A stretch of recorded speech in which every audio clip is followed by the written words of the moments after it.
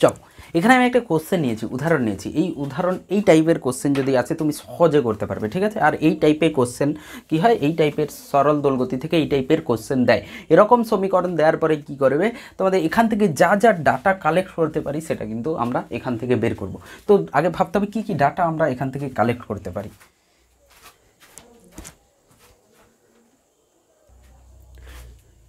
So আমাদেরকে এখানে কি কি বের করতে দিয়েছে, প্রথমে বের করতে দিয়েছে বিস্তার। বিস্তার কি হবে, এর বিস্তার কি হবে। তো বিস্তার তুমি দেখতে পাচ্ছ, এটা যদি এক্স হয় তাহলে এটাই হচ্ছে সর্বোচ্চ ভ্যালু, সর্বোচ্চ কি বলে যে সর্বোচ্চ যে সরণ স্থান এ থেকে সাম্যাবস্থা থেকে যতটা ম্যাক্সিমাম দূরত্বে যায় সেটা। তো আমি এর সঙ্গে কম্পেয়ার করব, কার সঙ্গে x equals to a sine omega t plus ফাইয়ের সঙ্গে কম্পেয়ার করব, ঠিক আছে, তুলনা করব। সো এ আমাদের কত হবে, 10 হবে। এবার আমি কি করে বুঝবো এটা যে বিস্তার হয়েছে এটাই হচ্ছে 10 হবে, আর এটা আমি সেমি হবে না মিটার হবে সেটা আমি এই দিক থেকে দেখে বুঝতে পারবো। তো সেন্টিমিটার আছে তো সেন্টিমিটার, কারণ সাইনের কোনো একক হয় না, সাইনের কোনো একক হবে না, ওটা একটা ভ্যালু দেবে শুধু, ঠিক আছে। সো এ 10 সেন্টিমিটার হয়ে যাবে। এবার আমাকে বলছে যে বিস্তারের পরে আমাকে ওমেগা বের করে দেখো, কৌণিক কম্পাঙ্ক ওমেগা বের করো, তারপরে হচ্ছে কম্পাঙ্ক ওমেগা, কম্পাঙ্ক, পর্যায়কাল, এই সব বের করতে হবে। তো এখান থেকে আমি দেখতে পাচ্ছি ওমেগা যেটা হবে সেটা টির সাথে যেটা থাকবে সেটা হচ্ছে π/3 দেখতে পাচ্ছি, π/3 রেডিয়ান পার সেকেন্ড হয়ে যাবে আমাদের ওমেগা, ঠিক। সো ওমেগা যদি বেরিয়ে যায় 2π/t করলে মানে টাইম আমরা কী করে পাবো, পর্যায়কাল t ইকুয়ালস টু 2π/t হচ্ছে ওমেগা হয়ে যায়, হ্যাঁ 2π/t ওমেগা। তাহলে t পাবো আমি 2π/ওমেগা থেকে, t ইকুয়ালস টু 2π/ওমেগা। তাহলে 2π/ওমেগা মানে π/3। তো তাহলে এখান থেকে পাই যদি কেটে যায় তাহলে সময় যেটা হয়ে যাবে আমাদের 6 সেকেন্ড কিন্তু আমাদের সময় হয়ে যাবে। তো সময় যদি বেরিয়ে যায় তাহলে n সহজে বের করতে পারবো, কম্পাঙ্ক 1/টাইম সেটা হচ্ছে 1/সেকেন্ড, যেটা আমার হয়ে যাবে কম্পাঙ্ক হয়ে যাবে আমাদের 0.16, ঠিক আছে। সো 0.16 হার্জ হয়ে যাবে বা সেকেন্ড ইনভার্স আমাদের কম্পাঙ্ক হয়ে যাবে। এবার আমাদেরকে জিজ্ঞেস করবে সর্বোচ্চ বেগ কী হবে, সর্বোচ্চ ত্বরণ কী হবে, বা আমাকে কখনো যদি জিজ্ঞেস করে যে যে আমাদের সরণ x equals to t equals to 1 সেকেন্ডে কী হবে, সরণ 1 সেকেন্ডে, আমি কোশ্চেন যোগ করছি আরও, সরণ 1 সেকেন্ড সময়ে কী হবে, 1 সেকেন্ড সময়ে সরণ হবে 1 সেকেন্ড সময়ে সরণ, 1 সেকেন্ড সময়ে সরণ ও বেগ, সরণ বেগ ও ত্বরণ। আমি 1 সেকেন্ডে বলেছি, তোমাদেরকে 2 সেকেন্ড 4 সেকেন্ড 5 সেকেন্ড জিজ্ঞেস করতেই পারে। তো 1 সেকেন্ডে যদি আমি বসিয়ে দিই সরণ হবে সাইন 10 যেটা থাকবে সাইন হচ্ছে π/3 × 1 - π/12, ঠিক আছে।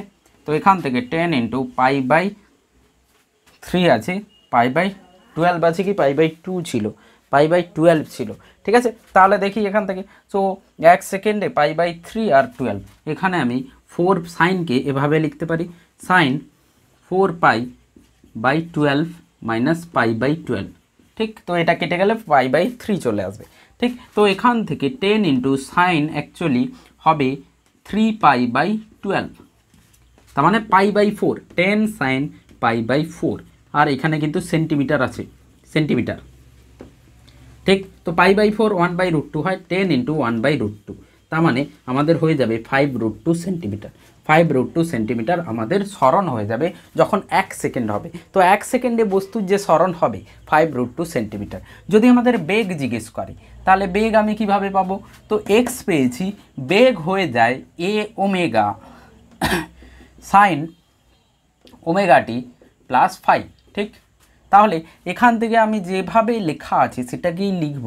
সো এ omega sign omega t plus 5। আচ্ছা, বেগ সর্বোচ্চ ভ্যালু চাইবে, সর্বোচ্চ ভ্যালু বেগ কত সময় চাইছে, 1 সেকেন্ডে, সরি বেগ 1 সেকেন্ডে যদি চাই তাহলে একে আমি ডেরিভেটিভ করব, একে ডেরিভেটিভ করলে কি আসবে, এখান থেকে ওমেগাটা বাইরে বেরিয়ে চলে আসবে। তো v = dx/dt করব আমরা, dx/dt করি যদি তাহলে চলে আসবে, মানে 10 যেমন আছে থাকবে, ওমেগা এখান থেকে বেরিয়ে আসবে π/3, আর এখানে আসবে cos π/3 t - π/12 12 হয়ে যাবে। ঠিক আছে, তাহলে ভি যেটা হবে সেটা আমি দেখতে পাচ্ছি 10π/3 কস 1 সেকেন্ডে চেয়েছে, মানে π/3 ইন্টু 1 মাইনাস π/12, মানে আবার আমি ক্যালকুলেট করলে তুমি দেখবে ভেতরে π/4ই আসবে।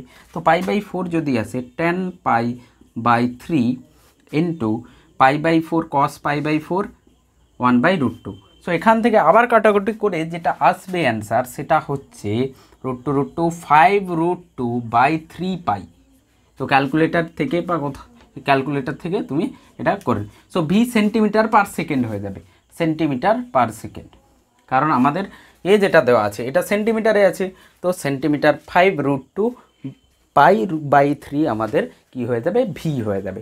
ঠিক আছে, এবার ত্বরণ কি হবে, ত্বরণ 1 সেকেন্ড সময় ত্বরণ, 1 সেকেন্ড সময় যদি ত্বরণ বের করতে হয় তাহলে আমাদের এমন করতে হয়, ত্বরণ হয়ে যায় -a⍵² sign ω t plus phi, মানে যেটাই আছে সেটাই বসবে, মানে এ হচ্ছে আমাদের 10,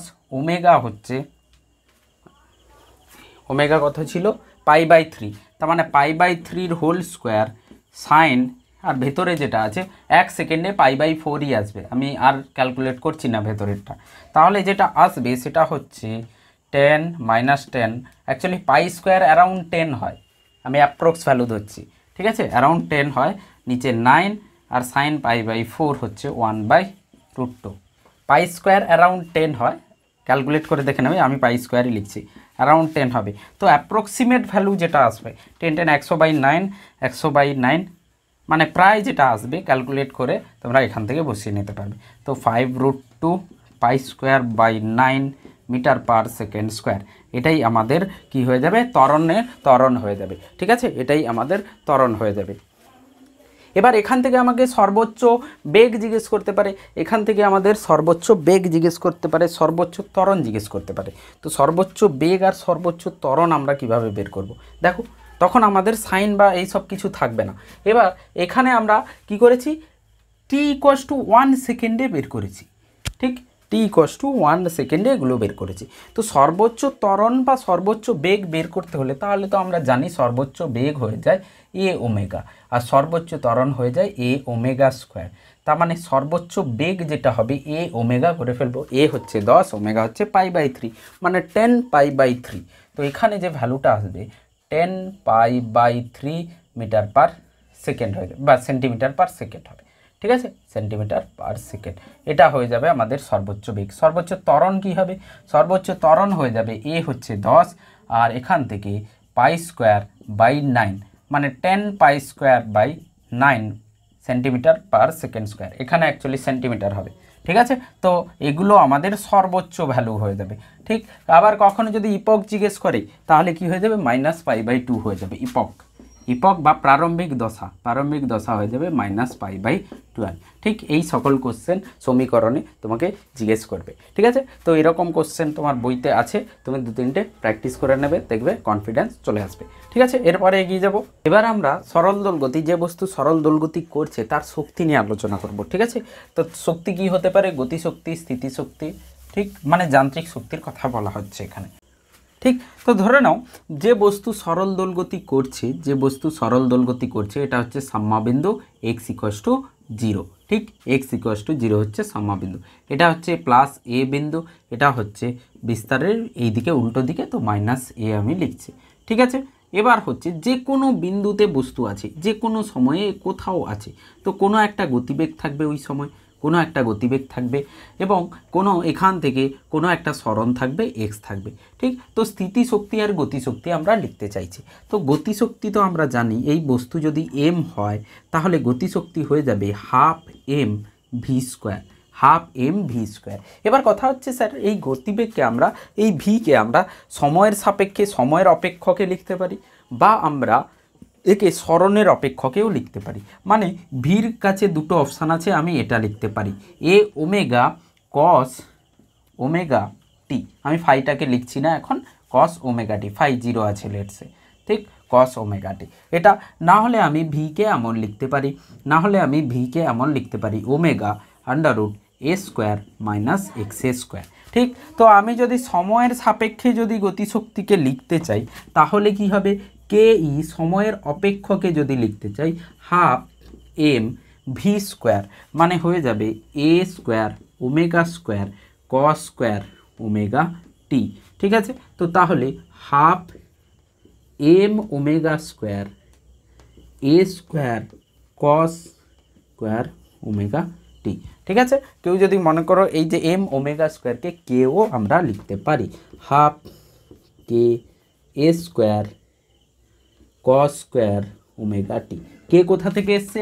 omega square, k omega equals to under root k by m. K হচ্ছে বল ধ্রুবক, ঠিক আছে, কে বল ধ্রুবক, তো এইখানে কে এ স্কোয়ার আমি লিখতে পারি। তো আমাকে গতিশক্তি সময়ের অপেক্ষকে পেয়ে গেছি, এই যে সময় আছে তার অপেক্ষকে আমি পেয়েছি। যদি বলে স্যার আমি এটাকে এক্সের অপেক্ষকে লিখব, কাইনেটিক এনার্জি গতিশক্তি এক্সের অপেক্ষকে লিখব, তাহলে হাফ এম ভি স্কোয়ার মানে হচ্ছে যে ওমেগা আন্ডার রুট এ স্কোয়ার মাইনাস এক্স স্কোয়ারের হোল স্কোয়ার। তাহলে আমি পাচ্ছি half m omega square a square minus x square. এটাই আমাদের গতিশক্তি কার সাপেক্ষে? এক্সের অপেক্ষকে আমি পেলাম। ঠিক, দুটোই একই, এটা সময়ের সাপেক্ষে। কখনো যদি আমাকে বলে 2 সেকেন্ড সময় গতিশক্তি কী হবে, তখন এটা ইউজ করব। কখনো আমাকে যদি বলে যে এ বাই টুতে গতিশক্তি কী হবে, এ বাই টুতে গতিশক্তি কী হবে, তখন x equals to a by two বসিয়ে দেবে, তখন তোমাকে সময় বের করতে হবে না। তো দুটো আলাদা আলাদা কী আছে, প্রয়োগ আছে, দুটোর যে সমীকরণ আছে। এবার আমি লিখতে চাইছি স্থিতিশক্তি। স্থিতিশক্তি ইউ দিয়ে লিখছি, তো সেই স্থিতিশক্তি কী হয়ে যাবে? স্থিতিশক্তি হচ্ছে গড় প্রযুক্ত বল, গড় বল ইন্টু সরণ হয়ে যাবে, আমাদের যে শক্তি হবে সরণ। ঠিক, তাহলে কেমন হবে? গড় বল হচ্ছে কেমন, কোনো একটা সময়ে যে বল প্রয়োগ হবে সেটা হবে কে ইন্টু এক্স। কোনো একটা সময় এখানে যে বল প্রয়োগ হবে সেটা কে এক্স হবে। ঠিক আছে, সো সর্বোচ্চ বল প্লাস সর্বনিম্ন বলের গড়। ঠিক আছে, তো কে এক্স প্লাস 0/2 এটা হচ্ছে গড় প্রযুক্ত বল হয়ে যাবে। সর্বোচ্চ বল কে এক্স, মানে কোনো একটা সময় কে এক্স, আর এখানে যখন ছিল তখন 0 ছিল, তো কে এক্স প্লাস 0/2। ঠিক, তো এখানে এক্স আর এর মধ্যে আমি 0 থেকে একে কি করেছি, কোনো একটা এক্সে প্রসারণ করিয়েছি, বা যদি স্প্রিং হয় তাহলে স্প্রিং প্রসারণ হবে। আমি এখানে কি করছি, এই 0 বিন্দু থেকে বস্তুটাকে নিয়ে গেছি এক্স দূরত্বে। তাহলে এক্স দূরত্বে যখন বল তখন কে এক্স, আর প্রথমে যখন ছিল তখন 0 বল ছিল। ঠিক আছে, তো এখানে F1 অ্যাকচুয়ালি F1 0 আর F2 হচ্ছে কে এক্স, এই দুটোর গড় নেওয়া হয়েছে F1 প্লাস F2/2। ঠিক, সরণ কত হয়ে যাবে? এক্স হয়ে যাবে, 0 থেকে এক্সে সরণ হয়ে। তাহলে আমি এখানে পাবো হাফ কে এক্স স্কোয়ার। ঠিক, তো হাফ কে এক্স স্কোয়ার কোনো একটা সময় আমাদের কি হয়ে যাবে, স্থিতিশক্তি এক্সের অপেক্ষকে হচ্ছে, তো এক্সের অপেক্ষকে এটা আমাদের হয়েছে। কে আমি ওমেগা স্কোয়ার এম লিখে নিতে পারি। ঠিক আছে, কে ওমেগা স্কোয়ার এম আমি লিখে নিতে পারি, মানে half m omega square x square আমাদের স্থিতিশক্তি এক্সের সাপেক্ষে সরণের অপেক্ষকে আমরা লিখেছি। যদি সময়ের অপেক্ষকে লিখতাম ইউটি, তাহলে হাফ এম ওমেগা স্কোয়ার এক্সের জায়গায় আমরা কি বসিয়ে দিতাম, এ সাইন ওমেগা টি বসিয়ে দিতাম। ঠিক, তার স্কোয়ার মানে হয়ে যাবে a square sine square omega টি, তখন আমাদের এটা হয়ে যেত ইউটি। বোঝা গেছে? তো যে কোনো সময়ে তুমি যদি আমাকে বলে যে এটা প্রমাণ করো যে কোনো সময়ে এর যান্ত্রিক শক্তি কি হবে, তো যান্ত্রিক শক্তি কি হয়ে যাবে, এই সময়ে যান্ত্রিক শক্তি যেটা হবে, এই যে এক্সে যান্ত্রিক শক্তি হয়ে যাবে কে ই এক্স, কাইনেটিক এনার্জি গতিশক্তি এক্স প্লাস ইউ এক্স। আমি যদি এক্সের অপেক্ষকে লিখি তাহলে এটা লিখব, যদি সময়ের অপেক্ষকে লিখতে চাই তাহলে কি করব, কে ই সময়ের অপেক্ষক টি প্লাস ইউকেও সময়ের অপেক্ষকে লিখতে হবে। তো করে দেখি, এবার আমি এই দুটোকে যোগ করব। কোন দুটোকে যোগ করব? আমি 1 2 3 4 করে দিচ্ছি। এখানে ওমেগা টি এটা হচ্ছে 1 নম্বর, ঠিক 1, এটা হচ্ছে 2 নম্বর, এটা হচ্ছে 3 নম্বর, আর এটা হচ্ছে 4 নম্বর। তো আমি কাকে কাকে অ্যাড করব, যদি এক্সের সাপেক্ষে দেখি তাহলে আমি 2কে অ্যাড করব, 2কে আর 3কে যোগ করব, 2 আর 3কে যোগ করব, কি আসে আমাদের দেখি। ঠিক, তো কোথায় এইখানে। তাহলে দেখো আমি ই কে লিখছি K E x plus U x, তাহলে হয়ে গেছে K E x half m omega square a square minus x square, যেখানে এক্সে plus half m omega square x square. তো তুমি যদি দুটোকে যোগ করে দেখো এইটা কেটে যাবে, একটা তো কেটে যাবে, half m omega square a square আসবে। ই টোটাল যান্ত্রিক শক্তি যেটা এসছে সেটা এটা এসছে, টোটাল যান্ত্রিক শক্তি মানে এটা হচ্ছে হাফ এ স্কোয়ার থাকবে, হাফ কে এ স্কোয়ার হয়ে যাবে। এটাই হচ্ছে যান্ত্রিক শক্তি। কেউ বললো স্যার এক্স দিয়ে করেছেন, টি দিয়ে করে দেখুন না কি হবে। টি দিয়ে যদি করি আমি তাহলে 1 আর 4কে যোগ করতে হবে।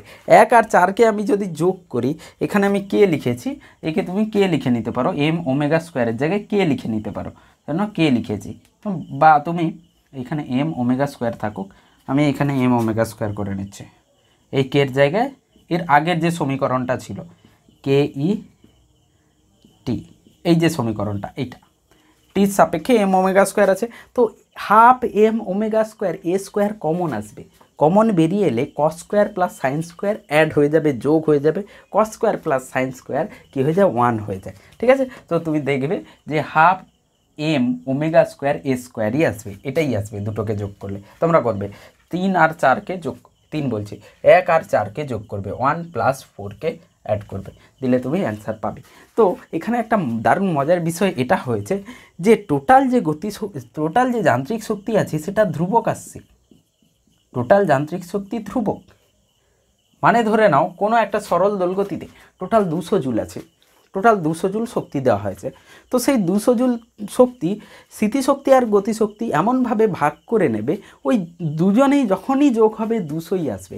ধরে নাও কোনো একটা বিন্দুতে স্থিতিশক্তি 50 জুল হয়ে গেছে, তাহলে গতিশক্তি অটোমেটিক 150 জুল হবে। মানে সবসময় যোগফলটা কী হবে, একই থাকবে, half k a square. 200 joule total ছিল, আমি এক্সাম্পল নিচ্ছি 200 জুল ছিল, ঠিক, কোথাও স্থিতিশক্তি কী হয়েছে, বেড়েছে 120 হয়ে গেছে, তাহলে গতিশক্তি হয়ে যাবে 80। এইভাবে করে কিন্তু পরিবর্তন হবে। তার মানে কোথাও আমাকে যদি বলে দেয় যে পুরো সরল দোলগতির যে শক্তি আছে সেই শক্তি হচ্ছে 500 জুল, ঠিক, কোনো একটা বিন্দুতে গতিশক্তি 200 জুল, তাহলে স্থিতিশক্তি কত হবে, তাহলে 300 জুল আমাদের অ্যান্সার হয়ে যাবে। বা আমাদের এখানে প্রুফ দিতে পারে যে এটা প্রমাণ করো যে যান্ত্রিক শক্তি সরল দোলগতিতে বস্তুর যান্ত্রিক শক্তি ধ্রুবক থাকে। তো আমাকে পুরোটা প্রমাণ করতে হবে। এখানে কিন্তু তোমাকে প্রত্যেকটা লিখতে হবে না, মানে প্রত্যেকটা মানে আমি দুটো ফরম্যাটে লিখেছি, একটা টি লিখেছি, একটা এক্সে লিখেছি। তো তুমি যে কোনো একটা ফরম্যাট দেখো, তুমি যদি লিখতে চাও পুরো টিটাতেই লেখো, এক্সে লিখতে হবে না। মানে আমি বলছি ধরো তুমি টিতে লিখতে চাইছো, তাহলে তুমি টিতেই লিখবে 1, এই 2 লেখার দরকার নেই, তারপরে তুমি আসবে এইখানে, আর এখানে তো এক্সেরটা দরকার, তুমি এক্সেই প্রমাণ করবে। ঠিক আছে, তো এই সমীকরণটা নেবে আর এই সমীকরণটা প্রমাণ করবে, দিয়ে দুটোকে যোগ করবে, টিটা লেখার দরকার নেই, এটা দিয়ে প্রমাণ করবে। মানে তুমি এখান থেকে লিখবে, এই দুটো লেখার পর এইটা আসবে, ঠিক, এই যেখানে বক্সের মধ্যে এটা করার পরে তাহলে আসবে তুমি এখানে। ঠিক আছে, যদি আমাকে প্রমাণ করো মোট যান্ত্রিক শক্তি সরল দোলগতিতে মোট যান্ত্রিক শক্তি, তরল গতিতে থাকা বস্তু যান্ত্রিক শক্তি ধ্রুবক থাকে, লিখে নেবে। প্রমাণ করো সরল দোলগতিতে থাকা বস্তু কি হচ্ছে, যান্ত্রিক শক্তি ধ্রুবক থাকে। তো এখান থেকে পুরো লিখতে শুরু করব, লিখে এখান পর্যন্ত পুরো করব। তো পুরো এই দুটো বক্সের মধ্যে যেটা আছে সেটা আমাদের প্রুফ হয়ে যাবে। ঠিক আছে, চলো এর গ্রাফটা আমি বলে দিই। এর গ্রাফ কেমন হবে, এর গ্রাফ হবে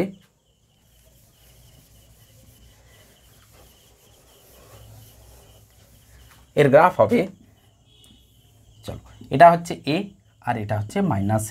ঠিক আছে, তো একটা জিনিস বুঝতে পেরেছি যে স্থিতিশক্তি ডিপেন্ড করছে এক্সের উপরে। তার মানে যেখানে এক্স কম হবে, সরণ কম হবে, স্থিতিশক্তি কম হবে। তার মানে এখানে এই যে মধ্যবিন্দু আছে, এখানে স্থিতিশক্তি 0 হয় মধ্যবিন্দুতে। এবার আমি শক্তিটা লিখছি, পরে গ্রাফ বানাচ্ছি, একটু পরে গ্রাফ বানাচ্ছি। ঠিক, সো এক্স যদি 0 হয়ে যায় ইউ 0 হবে, ঠিক, ইউ 0 হবে। যদি এক্স সর্বোচ্চ হয় এ প্লাস এ, তাহলে কি হয়ে যাবে, ইউ হয়ে যাবে হাফ এম ওমেগা স্কোয়ার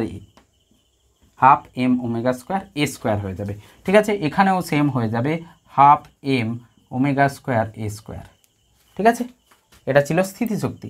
যদি আমি গতিশক্তি দেখি, গতিশক্তি এখানে সর্বোচ্চ হয়, গতিশক্তি সর্বোচ্চ এখানে হবে, কিন্তু গতিশক্তি এখানে সর্বনিম্ন হবে। সর্বনিম্ন মানে 0, মিনিমাম, তো মিনিমাম 0।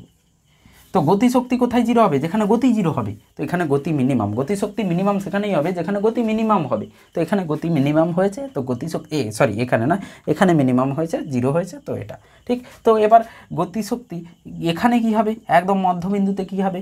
মধ্যবিন্দুতে এটাই হবে, কারণ আমাকে বলা হয়েছে 1 নম্বর বিন্দুতে, ধরে না 1 নম্বর, 2 নম্বর, 3 নম্বর বিন্দু। 1 নম্বর বিন্দুতে যা টোটাল শক্তি হবে, 2 নম্বর বিন্দুতেও টোটাল শক্তি তাই হবে, 3 নম্বর বিন্দুতেও টোটাল শক্তি তাই হবে। তাহলে এই দুটোর যোগফল যাই হবে, এই দুটোর যোগফলও তাই হতে হবে। তাহলে আমি চোখ বন্ধ করে এটা লিখে নিতে পারি 12m ওমেগা² a² হবে। ঠিক আছে, কারণ এখানের যোগফল, এখানের যোগফল, এখানের যোগফল সমান হতে হবে। ঠিক আছে, তো একজন যদি এখানে 0 হয়ে যায় তাহলে অপরজন পুরো ম্যাক্সিমাম ভ্যালুটাই নিয়ে নেবে।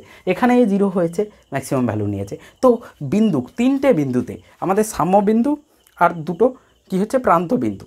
তো সেখানে কোনো না কোনো একটা ভ্যালু কিন্তু 0 হচ্ছে, কোনো না কোনো একটা ভ্যালু 0 হচ্ছে। ঠিক আছে, তো এটা 0, এখানে আমার গতিশক্তি 0, গতিশক্তি 0 কারণ গতিবেগ 0। এখানে কি হবে? স্থিতিশক্তি 0 কারণ x 0 হচ্ছে। ঠিক আছে, কখনো কখনো আবার এই এক্সকে, এই স্থিতিশক্তি এখানে 0 করে না, সেটা হচ্ছে আলাদা একটা পার্ট, তোমাদের সিলেবাসে হয়তো সেটা দেবে না। ঠিক আছে, তো যেটুকু তোমাদের সিলেবাসের মধ্যে আছে সেটুকুই আমি বলছি। ঠিক আছে, চল এবার গ্রাফটা তাহলে কি হবে? এবার গ্রাফ হচ্ছে, দেখো গ্রাফ কেমন হবে? গ্রাফ হবে এমন, গ্রাফ হবে এমন। আমি যদি এটা দেখি, এটা দেখি যদি দ্বিঘাত সমীকরণের মতো হচ্ছে। দেখো y = ax² + bx + c। দ্বিঘাত সমীকরণে আমি এটাকে সরিয়ে নিচ্ছি, দ্বিঘাত সমীকরণ বোঝাচ্ছি। দেখো y = ax² + bx + c। এখানে তুমি দেখবে এখানে এই যে একটা c আছে কিন্তু বিটা নেই, এটা 0, বিটা 0। তার মানে ax² মতো কে কাজ করছে? এই যে -x² আছে, a নেগেটিভ আছে। যদি a নেগেটিভ হয়, তোমাদের গ্রাফে বলা হয়েছিল a নেগেটিভ হলে ক্রাই হয়, ক্রাই, a নেগেটিভ হলে ক্রাই হবে। তো এখানে নেগেটিভ চিহ্ন আছে, ক্রাই হবে। তার মানে আমার কাইনেটিক গতিশক্তি যেটা হবে সেটা ক্রাইয়ের মতো হবে, গতিশক্তি ক্রাইয়ের মতো হবে। ঠিক আছে, গতিশক্তি ক্রাইয়ের মতো হবে। তাহলে গতিশক্তির যে গ্রাফ হবে সেটা এটা হবে গতিশক্তি। ঠিক, একদম শেষ বিন্দুতে গিয়ে 0 হয়ে যাবে, +a আর -aতে গিয়ে a হয়ে যাবে। ঠিক, কে বলে স্যার স্থিতিশক্তিটা দেখান? তাহলে স্থিতিশক্তিটা দেখতে পাচ্ছি প্লাস আছে, প্লাস মানে দ্বিঘাত সমীকরণে BO0 CO0 শুধু ax² আছে, যেখানে a ভ্যালুটা হচ্ছে 12m ওমেগা² পজিটিভ ভ্যালু। পজিটিভ ভ্যালু হলে তো স্যার স্মাইল হয়, পজিটিভ ভ্যালু হলে স্মাইল হয়, পজিটিভ ভ্যালু হলে স্মাইল হয়। তাহলে স্মাইলটা কেমন হবে? এখান থেকে এখান থেকে এটা স্মাইল হবে। খেয়াল রাখবে এই যে বিন্দুটা আছে আর এর যে সর্বোচ্চ বিন্দু সেটা একই হতে হবে, খেয়াল রাখবে। তার মানে এই দুটোকে যদি যোগ করা হয়, এটা হচ্ছে ইউ, এই দুটোকে যোগ করলে এই লাইনটা আসবে, এই দুটোকে যোগ করলে এই মোটা লাইনটা, যেটা আমাদের সর্বোচ্চ যান্ত্রিক শক্তি। ঠিক আছে, তাহলে গ্রাফ আমাদের এমন হবে,